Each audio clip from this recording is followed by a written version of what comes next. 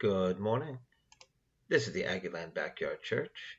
My name is Marcus Roberts. I'm on the back porch, and it's time to read the Word.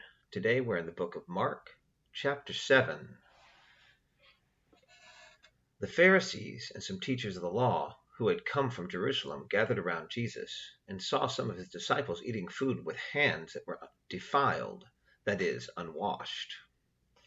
The Pharisees and all the Jews do not eat unless they give their hand a ceremonial washing, holding to the tradition of the elders.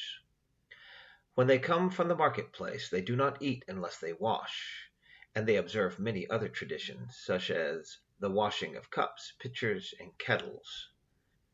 So the Pharisees and teachers of the law asked Jesus, "Why don't your disciples live according to the tradition of the elders instead of eating their food with defiled hands?"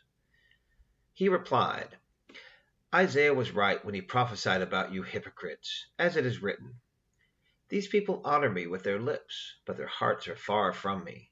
They worship me in vain. Their teachings are merely human rules.' You have let go of the commands of God and are holding on to human traditions." And he continued, "You have a fine way of setting aside the commands of God in order to observe your own traditions. For Moses said, 'Honor your father and mother,' and anyone who curses their father or mother is to be put to death. But you say, if anyone declares that what might have been used to help their father or mother is korban, that is, devoted to God, then you no longer let them do anything for their father or mother. Thus you nullify the word of God by your tradition that you have handed down, and you do many things like that." Again, Jesus called the crowd to him and said, "Listen to me, everyone, and understand this. Nothing outside a person can defile them by going into them. Rather, it is what comes out of a person that defiles them." After he had left the crowd and entered the house, his disciples asked him about this parable. "Are you so dull?" he asked. "Don't you see that nothing that enters a person from the outside can defile them? For it doesn't go into their heart, but into their stomachs, and then out of the body." In saying this, Jesus declared all foods clean. He went on, "What comes out of a person is what defiles them, for it is from within, out of a person's heart, that evil thoughts come: sexual immorality, theft, murder, adultery, greed, malice, deceit, lewdness, envy, slander, arrogance, and folly. All these evils come from inside and defile a person." Jesus left that place and went to the vicinity of Tyre. He entered a house and did not want anyone to know it, yet he could not keep his presence secret. In fact, as soon as she heard about him, a woman whose little daughter was possessed by an impure spirit came and fell at his feet.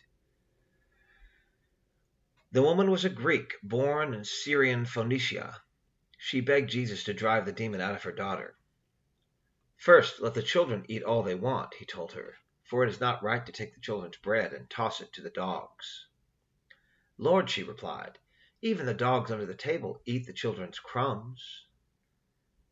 Then he told her, "For such a reply you may go. The demon has left your daughter." She went home and found her child lying on the bed and the demon gone. Then Jesus left the vicinity of Tyre and went through Sidon, down to the Sea of Galilee and into the region of the Decapolis.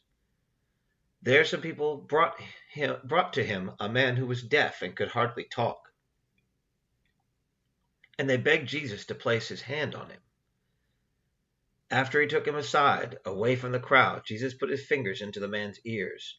Then he spit and touched the man's tongue. He looked up to heaven and with a deep sigh said to him, "Ephphatha," which means, "Be opened." At this, the man's ears were opened. His tongue was loosened, and he began to speak plainly. Jesus commanded them not to tell anyone. But the more he did so, the more they kept talking about it. People were overwhelmed with amazement. "He has done everything well," they said. "He even makes the deaf hear and the mute speak." That's the word of the Lord for the day. Have a great day.